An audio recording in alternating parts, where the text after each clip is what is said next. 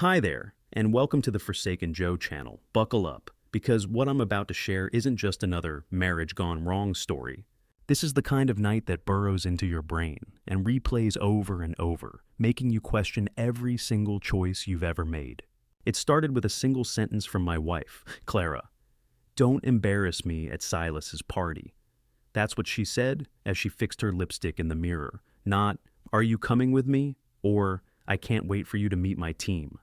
Number. Just a warning, like I was a ticking time bomb she had to defuse.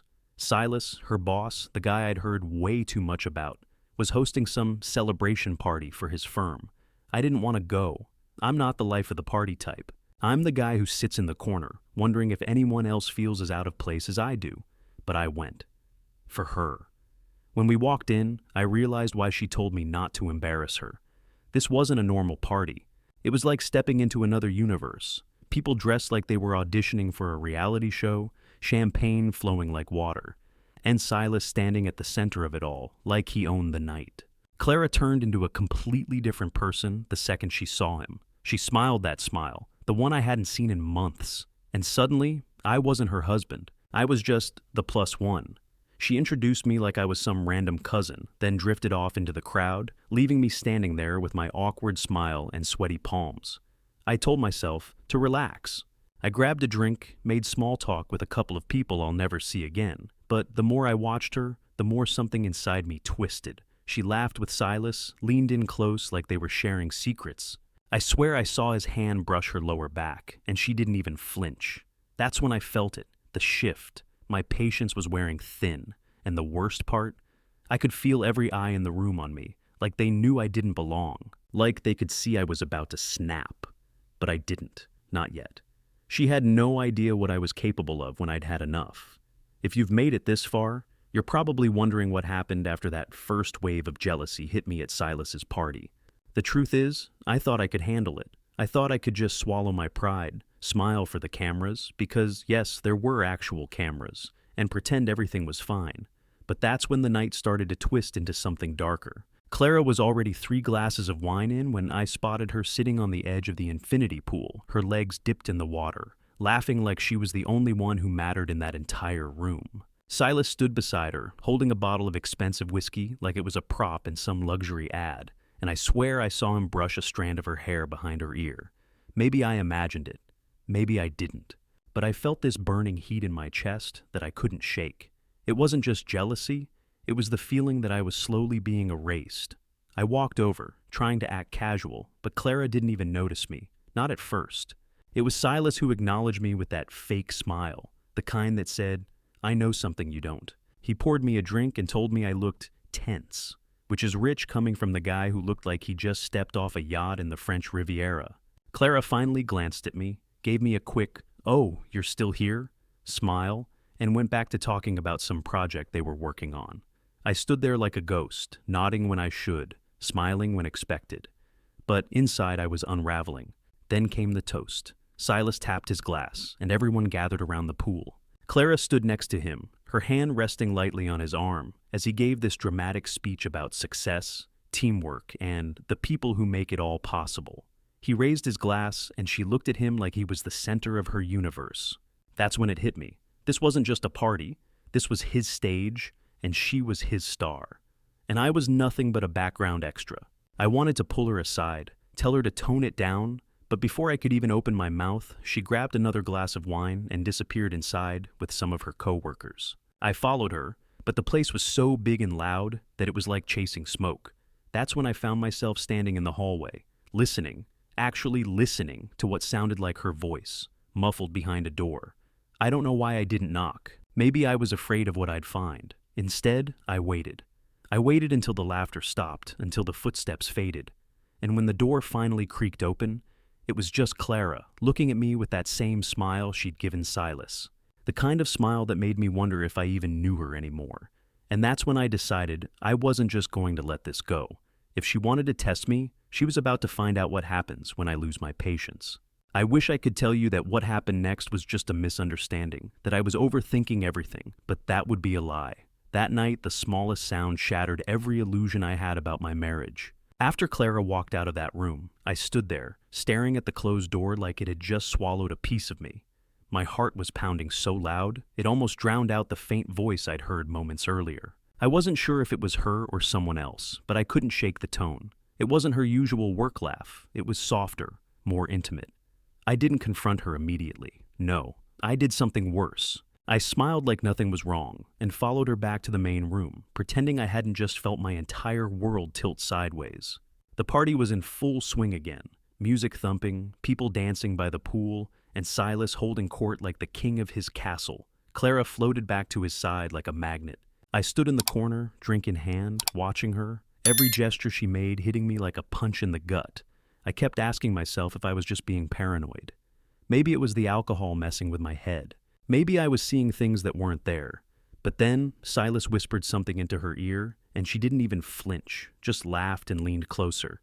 I couldn't take it anymore. I told Clara I was stepping out for air and walked down to the dock, trying to calm myself. But that's when I saw them through the glass wall, Silas and Clara, alone in the kitchen. He handed her another glass of wine, and she touched his hand as she took it. My stomach twisted. I don't know how long I stood there, watching like some pathetic shadow of a husband, but it felt like forever. When she finally came to find me, I was sitting on the edge of the dock, my shoes soaked from dipping my feet in the water. She sat beside me like nothing was wrong, chatting about how amazing the party was and how cool Silas was. I wanted to scream, but instead I asked, "What were you doing in that room earlier?" Her smile faltered for a split second, just one flicker, and then she laughed it off. "You're imagining things, Marcus. You're always overthinking. It's exhausting." That word, exhausting, cut deeper than I expected. I didn't argue. I just nodded, but inside, something broke. That was the moment I decided I wouldn't be the silent, obedient husband anymore. If Clara wanted to test how far my patience could stretch, she was about to learn that I wasn't as weak as she thought. By this point in the night, I wasn't even trying to pretend I was okay. I felt like an outsider in my own life, standing in the middle of a glittering party that wasn't meant for people like me. Clara was buzzing around like a queen bee, perfectly at home among the shiny, fake smiles and expensive colognes. Me? I was just a shadow, trailing behind her, trying to read between the lines of every glance she threw at Silas. After the incident on the dock, I thought maybe I could shake it off, just endure the rest of the evening without losing my mind. But Silas seemed to sense my tension, almost like he enjoyed pushing me closer to the edge. Every time I turned around, he was there, offering Clara another drink, touching her arm lightly as he laughed at something she said, giving me these calculated looks as if he knew exactly what he was doing. At one point, he invited everyone to gather around the piano in his oversized living room. It was the kind of scene that felt like something out of a movie. Clara, of course, was front and center, sitting on the piano bench with Silas as he played some overly dramatic jazz number. I stood at the back, watching her, watching them, and feeling that burning knot of anger twisting tighter in my chest. Then came the moment that pushed me over the line. Silas leaned in close to whisper something to Clara, and she laughed in that way she used to laugh with me, except this time, it wasn't for me. Something in me snapped, but not in the loud, angry way you'd expect. No, it was quiet, cold. I just turned and walked out onto the balcony, gripping the railing so hard my knuckles turned white, and stared at the city lights, wondering how the hell we had gotten here. Clara found me a few minutes later, acting like nothing had happened. She said, "You're being weird, Marcus. You're ruining the vibe, ruining the vibe." That's what I was to her now, a buzzkill, not a husband. I looked at her and felt something crack. I didn't yell, I didn't argue. I just told her I wanted to leave. She rolled her eyes and said she was having too much fun to go. And that's when I realized something brutal. I could stay there all night, being ignored and humiliated. Or I could start playing a different game entirely. I walked back inside, grabbed a drink, and started watching. Not her, not Silas, but everyone. I wanted to see how this place worked, how these people fed off each other's energy. Because I knew one thing for sure. The night wasn't over. Not for me. And whatever happened next, I wasn't going to sit quietly on the sidelines anymore. If you think the tension couldn't get any worse after that balcony moment, you're wrong. That night, I felt something inside me shift in a way I can't even fully explain. It wasn't just jealousy anymore. It was humiliation, anger, and this growing realization that my wife wasn't even pretending to care how I felt. She was lost in that world, basking in the attention, while I stood there like a stranger.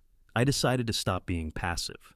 If Clara was going to treat me like I didn't exist, I was going to remind her who I was, or at least who I could be when I'd had enough.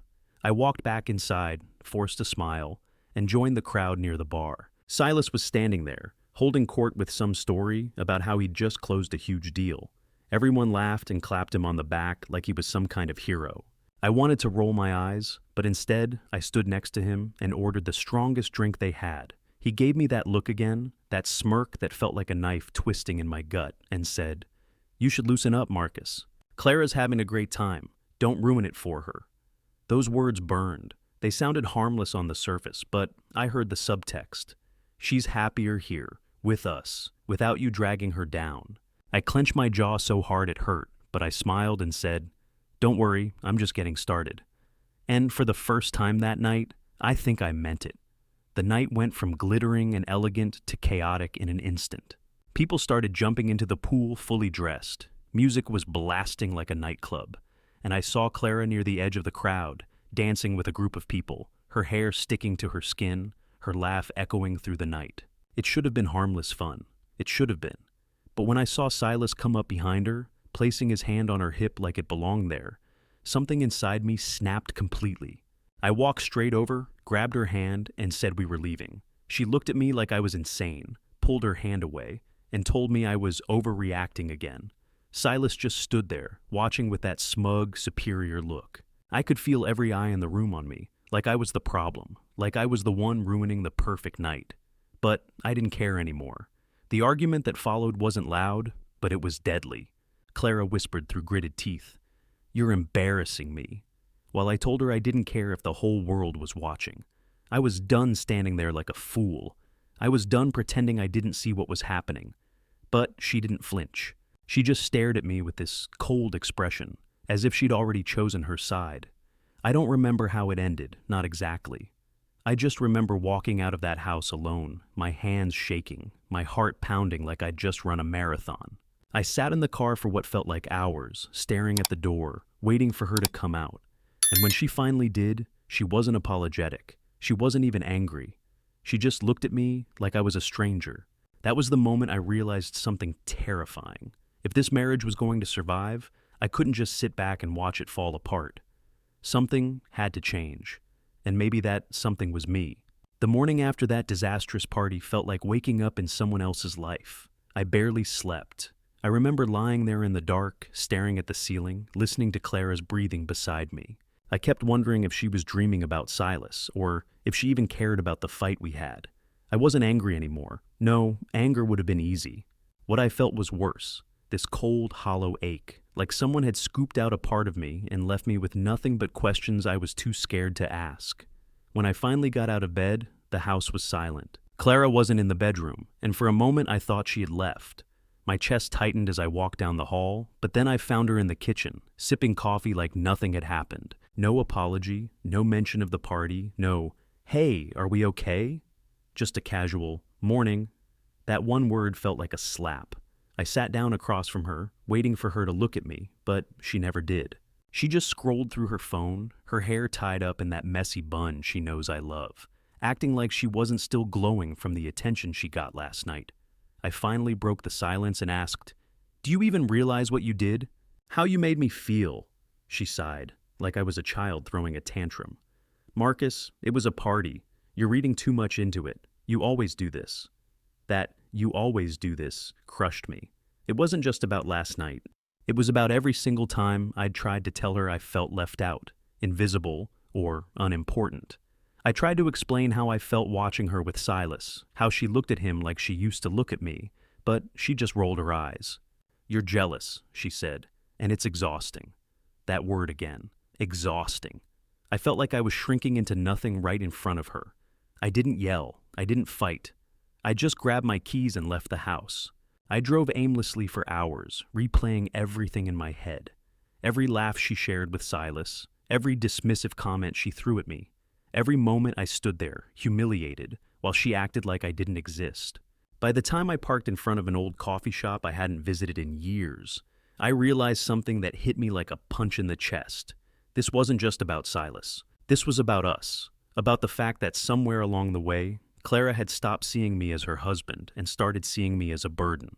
I sat there in that coffee shop, staring into a cup of black coffee, and made a decision I never thought I'd make. I wasn't going to let this slide. I wasn't going to just sit back and watch my marriage crumble while she chased attention from a man who didn't give a damn about me. I didn't know exactly what I was going to do yet, but I knew this much. Something had to break, and it wasn't going to be me this time. I left that coffee shop with a feeling I hadn't felt in years.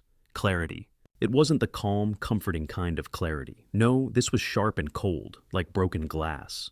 For the first time in a long time, I saw everything exactly as it was. Clara didn't respect me anymore. Maybe she hadn't for a while, but last night at that party made it crystal clear. She'd rather glow under Silas's attention than look me in the eye and remember who we used to be. And me? I'd become the guy who just silently took it. Not anymore. I drove back home slowly, like my brain needed every extra second to figure out what came next.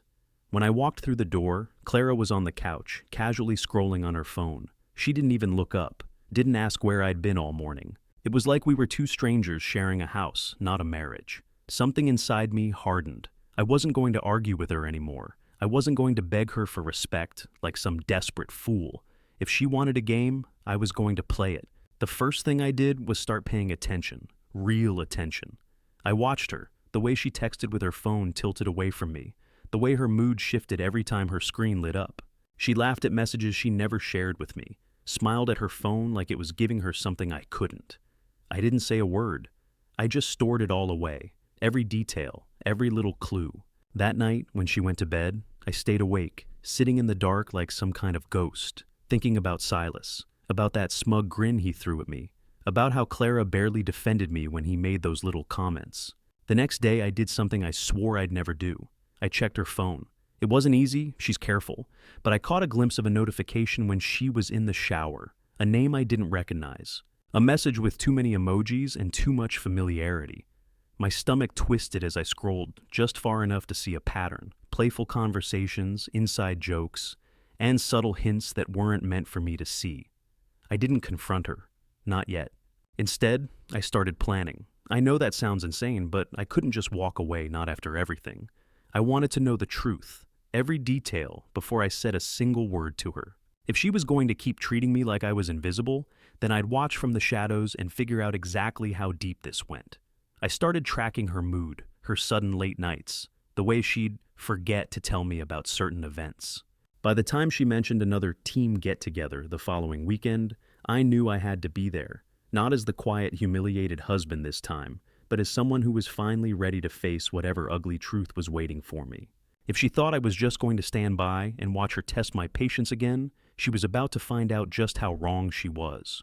I promised you the ending of this story, and here it is. The night I finally discovered the truth and somehow found a way to turn everything around.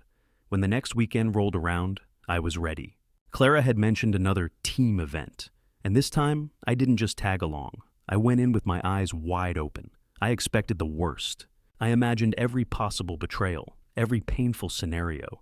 And I walked into that gathering bracing myself for a storm.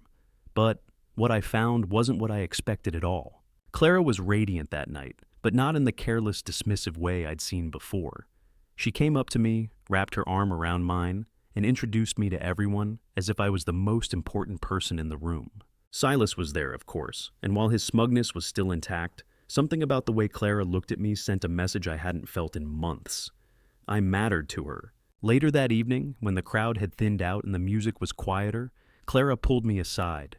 "Marcus," she said, her voice soft and honest, "I know I've been distant lately. I saw your face at that party last week, and I hated what I saw in your eyes. I never meant to hurt you." That one sentence hit me like a wave. It wasn't a confession of betrayal. It was an admission of neglect, of forgetting to show me that I was still her partner, her person. We sat outside under the string lights, talking for what felt like hours. For the first time in a long time, we actually listened to each other.